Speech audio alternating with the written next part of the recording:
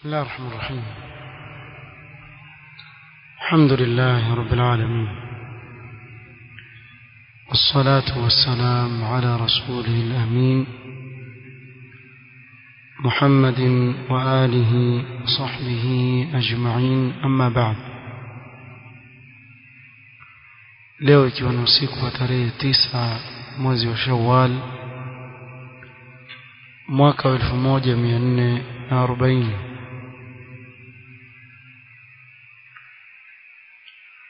katika darasa ya kitabu zaka kutoka katika kitabu al-Mulakhas al-Fiqhi للعلامة صالح الفوزان حفظه الله. tulianza katika kikao kilichopita باب في زكاة عروض التجارة.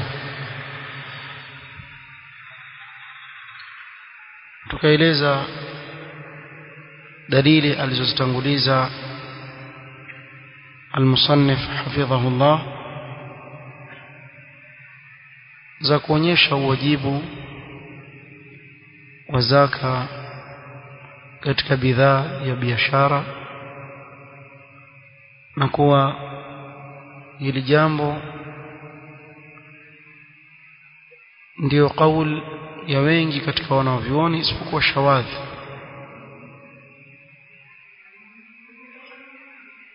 Na leo biidhnillahi taala tutaanza na kuzungumzia masharti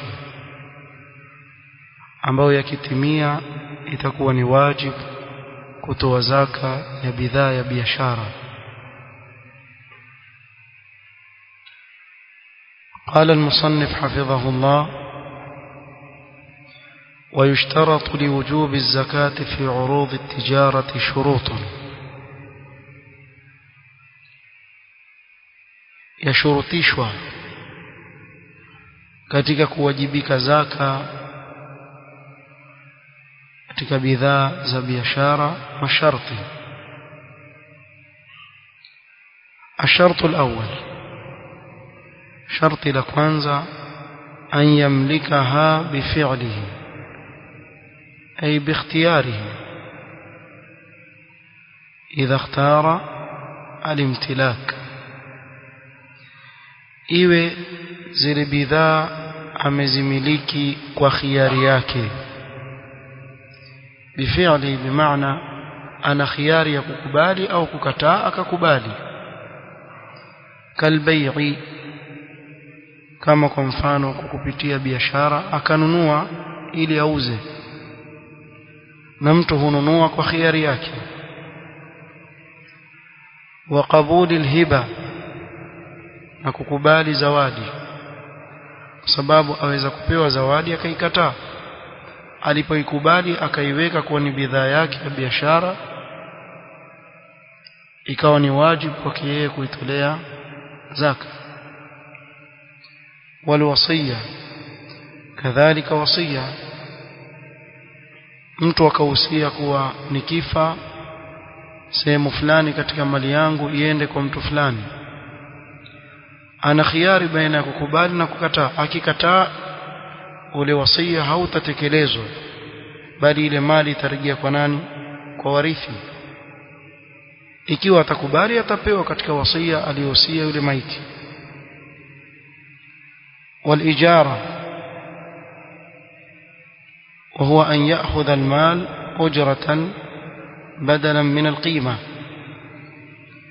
أو أتشكوا مالي ndio ujira wake badala ya qima, badala ya pesa. Kwa mfano akamfanyia mtu kazi,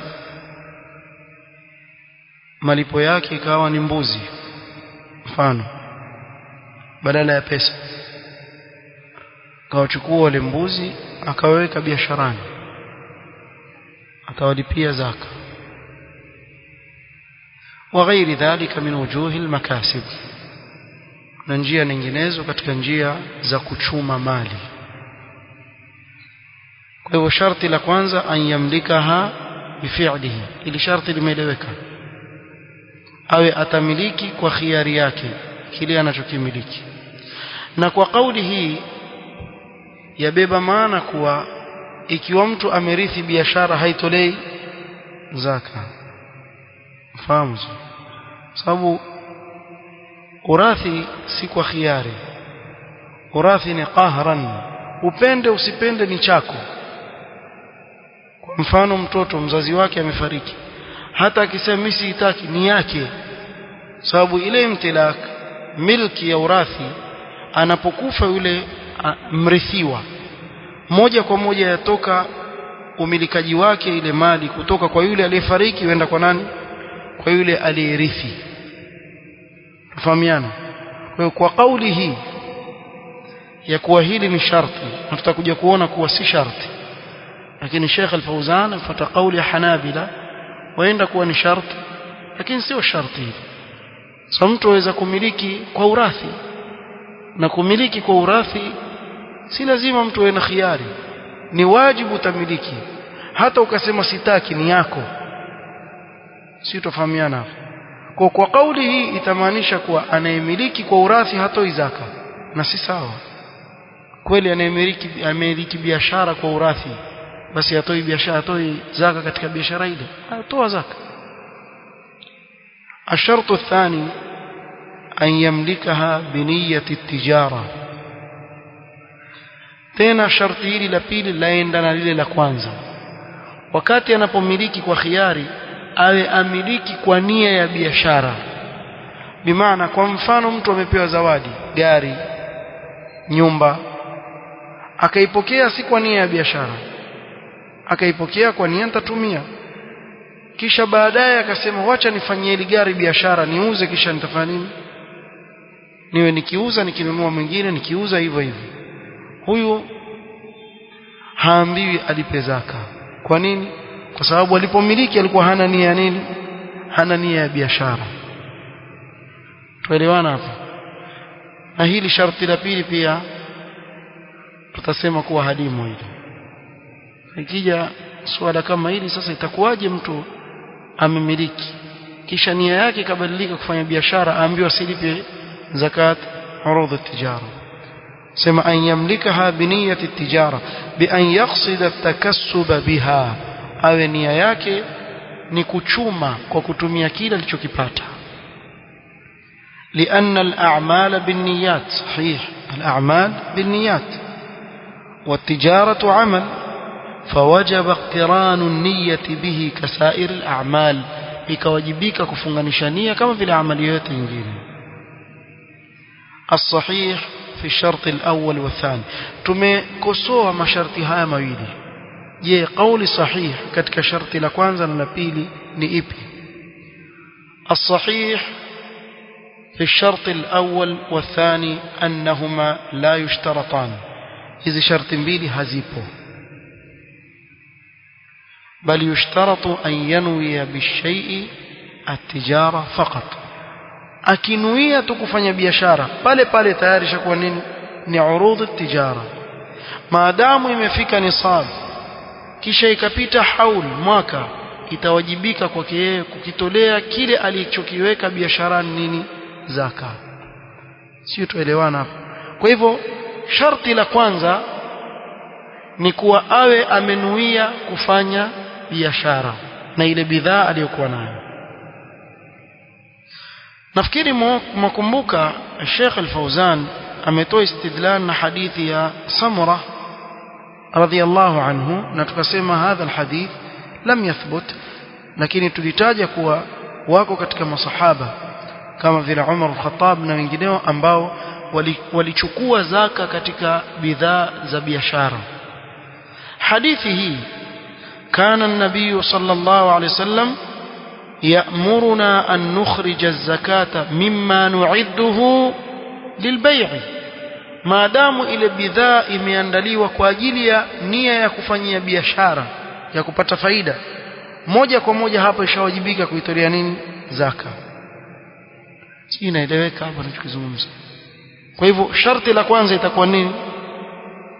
Ni nia ya kufanyia biashara ile bidhaa. Ile nia ikiingia tu pale pale. Kwa mfano mtu ana nyumba yake waishi, ataambiwa ilipie zaka nyumba. Tayib, akasema sasa mimi naanza biashara ya kuuza nyumba, naanza na hii nyumba yangu, naiuza ninunue nyingine niuze hivyo hivyo. Sasa pale anapobadilika nia yake, ikawa nia sasa ni biashara, na bila shaka nyumba bei yake imefika nisab, kuanzia pale itaanza kuhesabiwa nini? Zaka ya urud at-tijara, mwaka wake waanza pale nia yake ilipobadilika kuwa ni ya biashara. Tuelewana? Kwa ikipita mwaka atalazimika atoe katika kima ya nini? Ya kile ambacho amekiwekea kuwa ni cha biashara. Fahimtum ya ikhwani? Fahimtum? Tayeb.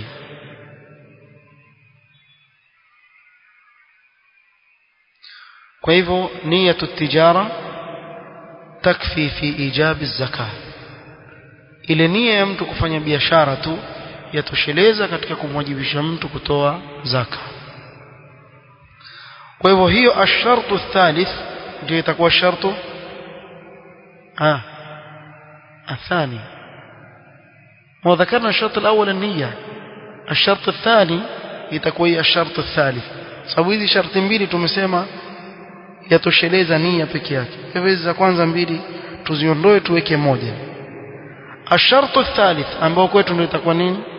الثاني أن تبلغ قيمتها نصابا من أحد النقدين إما الذهب أو الفضة. iwe itafika qima cha ile bidhaa nisab, na nisab ni mojawapo wa naqdain, yani dhahabu ama fedha. Na hapa tulisema inaangaliwa nini? Ni fedha, liannaha ahadhu lilfaqir, kwa sababu fedha bei yake iko chini, dhahabu bei yake iko juu. Kwa hivyo nisab ikipimwa kwa fedha itafika haraka kuliko lau kama itapimwa kwa nini? Kwa dhahabu. Wa aula itangulizwe fedha ihtiyatan kwa huyu mfanyi biashara, na kadhalika ili yule maskini iwe itakuwa ni bahati kubwa zaidi kwake. Hilo ni sharti la ngapi? La tatu hapa, lakini kwetu ni la pili. الشرط الرابع تمام الحول عليها. zile bidhaa za biashara ziwe zitapitiwa na nini? Na mwaka.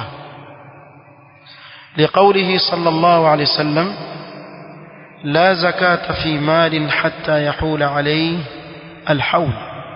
hakuna zaka katika mali mpaka ipitiliwe na nini? Na mwaka. لكن لو اشترى عرضا بنصاب من النقود أو بعروض تبلغ قيمتها نصابا بنى على حول ما اشتراها به. na hii masala ni muhimu sana ifahamike hapa mwisho. لو اشترى عرضا بنصاب من النقود, kwa mfano mtu akanunua bidhaa,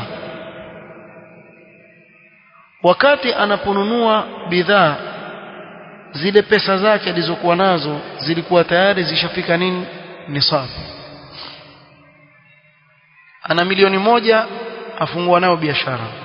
Sisi tunajua kwa milioni moja ya Kenya hakika imefika nini? Nisab. Imepita. au bi'urudhin tablughu qimatuha nisaban, kwa mfano akanunua kwa kutumia bidhaa, kabadilishana bidhaa kwa bidhaa, akampa mtu viatu ampe nguo, lakini ile mali aliyoitoa yafika nisab. Tufahamiana? Sasa ikiwa kwa mfano nimetoa milioni moja ya Kenya, nikanunua bidhaa zangu za biashara nikaziweka dukani, bila shaka katika ule mwaka kutakuwa na heka za uza nunua. Sasa wajengea kile ulichokitoa mwanzo baada ya kupitikiwa na mwaka wakijengea juu yake kile ulichokipata kuwa ndio nini kinachotolewa zaka. Bimaana ikiwa mwisho wa mwaka itakuwa qima ya mali yako imefika milioni 3, Allah amekufungulia mfanyabiashara, umeanza na milioni 1, qima yake imefika milioni 3. Hapa hatusemi kuwa sasa ile iliyofikiwa mwaka ni ile milioni 1 peke yake niloanza nayo, hizi mbili za juu sio hazijafikiwa na nini. La, sheria ya kwambia wakati ule inapotimia mwaka utahesabu zile mali ulizokuwa nazo, hata ikiwa imepita mara 5 ya kile qima ambacho ulikianzia nacho biashara yako. Tufahamiana, umeanza na milioni 1, ikifika mwisho wa mwaka mali yako yafika milioni 5 bei yake, hapo utatolea zaka ngapi? Milioni 5, hautatolea milioni 1.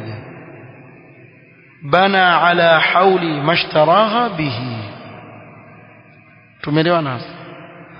Kwa hivyo mpaka hapa tumefikia kuona kuwa masharti ili iwajibike zaka ya urudh at-tijara au bidhaa za biashara ni mangapi? Mangapi? Matatu. La kwanza an-niyya, niyya at-tijara. Sharti la pili an-nisab, sharti la tatu hulul al-hawl. Fahamtum ya ikhwan? Naenda taratibu kwa sababu hapa mahali nyeti sana, watu wengi waguswa hapa. Sasa kuna swali hapa huwa laulizwa, nitatoa vipi zaka ya biashara yangu? Sheikh Al-Fawzan asema wa kayfiyatu ikhraj zakati al-urud, na namna ya kutoa zaka ya bidhaa za biashara ni kama ifuatavyo: annaha tuqawwamu 'inda tamami al-hawl bi ahadi an-naqdayn الذهب au الفضة. baada ya kutimia haul, ile qima ya vile vitu vya biashara pale vitakisiwa ikiwa ilikuwa tayari vishapiga nisab na moja katika naqdi mbili, ni dhahab au fedha. Na tulitaja kuwa bora zaidi nisabu yake ipime kwa nini? Kwa fedha, kwa sababu ndio itafika nisab kwa haraka, na hii itakuwa ni ihtiyat zaidi kwa yule mwenye mali, na ni bahati zaidi kwa nani? Kwa yule anayepewa zaka maskini. ويراعى في ذلك الأحظ للفقراء. ماذا الأحظ للفقراء تكون ايبي؟ الفضة. فإذا قومت وبلغت قيمتها نصابا بأحد النقدين أخرج ربع العشر من قيمتها. فإذا كل قيمة chake tayari kimefika nisab, kimepitiliwa na mwaka, atatoa 2.5%. wala yu'tabaru mashturiyat bihi. Hapa kuna kauli kama sikosea Imam Shafi'i rahmatullahi ta'ala alayhi, amekwenda kuwa nisab ya urudh at-tijara itapimiwa kulingana na kile kilichotumiwa kununua zile bidhaa. Kwa mfano, amenunua bidhaa kwa kutumia dhahabu, nisabu yake itapimwa kwa nini? Kwa dhahabu. Sababu wakati wa Imam Shafi'i rahmatullahi alayhi na huko nyuma ilikuwa pesa zinazotumika nini? Ni dirham na dinar, dinar na dirham. Kwa hivyo alizungumza Imam Shafi'i kulingana na ule wakati wake, kwa ikiwa mtu amenunua kwa dhahabu, basi itakuwa nisabu yake yapimwa kwa nini? Kwa dhahabu. Ikiwa amenunua kwa fedha, nisabu yake itapimwa kwa fedha. Lakini هذه المسألة غير موجودة الآن. مسألة هاي أصلا hayapo leo, kwa sababu watu hawanunui kwa kutumia fedha na dhahab.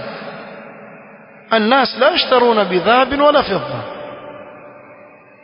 hii masala ilikuwa ni ya zamani wakati ule, lakini sasa hivi watu wanunua kwa kutumia nini? Pesa. Kwa hivyo hapa itapimiwa nisabu yake kwa kutumia fidda ambao ndio bora zaidi. Bali yu'tabaru ma tusawi 'inda tamami al-hawl min tamami an-nisab, kila kinachozingatiwa wakati unapotoa zaka si kile ulichoanzia nacho kule nyuma biashara yako, bali ni kile ulichonacho wakati ule ilipotimia mwaka baada ya kufika nisab. Kwa mfano, mwezi wa Muharram huyu bwana alianza biashara yake, na biashara yake ilikuwa tayari imefika nisab. Kwa hivyo Muharram mpaka Muharram itakuwa ishafika nini? Haul, sio? Mwaka umetimia.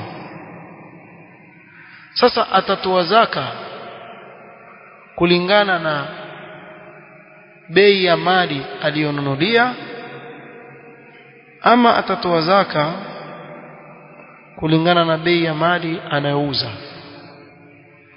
Kwa mfano amenunua mali yake kwa mfano shilingi 1000 na yeye wauza 1500, 2000 kwa mfano. Je, ile qima itapimwa kwa 1000 aliyonunulia ama itapimwa kwa 2200 anazouzia? Hato ايش رايكم? uadilifu iwe vipi? Kwa 1000 uadilifu ni iwe katika ile qima ambayo auzia nayo. Kwa hivyo ikiwa ni 1500, hiyo ndio itahesabiwa bidhaa zake. Mtu anaweza kusema lakini sasa si hapa, sasa paka ile faida pia. Ngoja nikwambie kitu. Kwa mfano mtu amenunua nyumba kwa 5,000,000, akitarajia kuwa baada ya mwaka hivi nitaiuza, yuko biasharani yani, hii nikiuza nitapata 1,000,000 juu. Mara tu nyumba zikashuka bei, badala ya 5,000,000 ile aongeze 1,000,000 juu, ikashuka mpaka 4,000,000. Amekula hasara. Lakini ile 4,000,000 kwani haijafika nisab? Imefika nisab. Sasa tukimwambia huyu alipe kulingana vile alivyonunua, itakuwaje? Itakuwa alipia zaka kitu ambacho hana, sio? Mnifahamu? Lakini tukimwambia utalipa zaka kulingana na bei ya wakati ule unapotoa ile zaka, katika hali hii yawezekana kuwa ikawa ni bahati kwa yule mwenye mfanyibiashara, na yawezekana kuwa bahati kwa fakir. Kwa hiyo hadha huwa al-adl. Fahimtum ya ikhwan? Usiangalie upande mmoja, angalia upande wa pili. Je, ikishuka bei pia sheria haikuambii uuze kwa bei ya juu, utoe zaka kwa bei ambayo ulikuwa watarajia. Yakwambia kwa ile bei yako ambayo wauza wakati ule ndio unavyotoa zaka. Na kuna watu katika biashara zao, pengine mtu kitu akinunua shilingi 2,000 akiuza 10,000, na sheria haikukukataza hili. Kuna watu wengine hawafahamu, haifai kuongeza bei zaidi ya 100%. Nani anakuambia? Sheria haikuweka qima, uza unavyotaka, shauri yako. Muhimu yuko radhi yule alinunua, na wewe unayeuza uko radhi, basi hukuwekewa mipaka katika kuongeza bei, hukuwekewa mipaka. Kwa sababu yule uza ghali, nenda kwa mwingine, achana naye yule anauza ghali, wewe nenda kwa mwenye kuuza rahisi ukanunue. Na hii nawaambia kweli, kuna watu wapiga bei za juu na wakapata faida kubwa sana. Sasa yeye apate faida, hataki kutoa zaka bwana, achukulia zaka kwa nini? Ni gharama kwake yeye, na haya ni makosa. Kwa hivyo atatoa zaka kulingana na ile bei anavyouza wakati ule inapotimia hauli, baada ya kuwa imekamilika nisab. لأنه هو عين العدل بالنسبة للتاجر وبالنسبة لأهل الزكاة. na tumeona uadilifu kwa wapi hapa. Kuna uwezekano kwa ile bidhaa ikashuka bei, na kuna uwezekano kwa ile biashara yake ikafana na bei ikawa juu. katika hali zote mbili huu ndio uadilifu kwa yule anayetoa zaka fanyi biashara na kwa yule anayepokea zaka. Lakini hapa kuna mambo atayazungumza Sheikh Al-Fauzan hapa mbele, kabla sijafika kuyasoma pengine labda nitaeleza kwa kijumla. Kinachohesabiwa katika biashara ni kile kilichowekwa kwa ajili ya kuuzwa. Bimaana ikiwa kwa mfano mtu ana duka lake, kuna shelf, kuna friji pale ameweka, labda weka soda zake yauza, kuna tuseme vitu meza ama nini. Sasa zile meza na mabao na shelf sijui na nini, zile hazihesabiwi zile, sababu zile haziko biasharani. Tuelewana sisi? Kinachohesabiwa ni kile kinachouzwa na kununuliwa, wala sio kwa mfano mtu ana kampuni kubwa, ana magari mengi ya kusupply mali, kama kampuni za kuuza unga wa ngano, unga wa sima, wana magari mengi ya supply upande huu na upande ule. Yale magari yale hayahesabiwi katika nini? Katika zaka, sababu yale hayakuwekwa kwa ajili ya biashara, yamewekwa kwa ajili ya kufikisha kile kinachouzwa. Tuelewana ninachozungumza? Kwa wakati wa kuhesabu, kinachohesabiwa nini? Ni kile kinachouzwa, wala sio kila kitu ndani. Ukaenda kwa mwenye duka maskini ukamwambia, na hili friji lako pia utalitolea zaka hili, na hii meza yako pia utaitolea, na haya mashelfu pia apige hesabu. Kinachotolewa zaka ni kile ambacho chauzwa.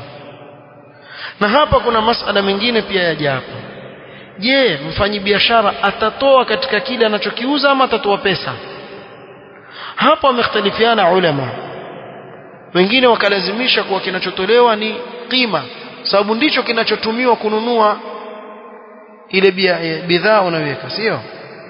Wengine kama Sheikh Al-Islam rahimahullah akaweka khiyari, kwa mtu aweza kutoa naqd, aweza kutoa ile bidhaa aliyokuwa na khudh min amwalihim, na mali anaomiliki ni ile urudhu tijara.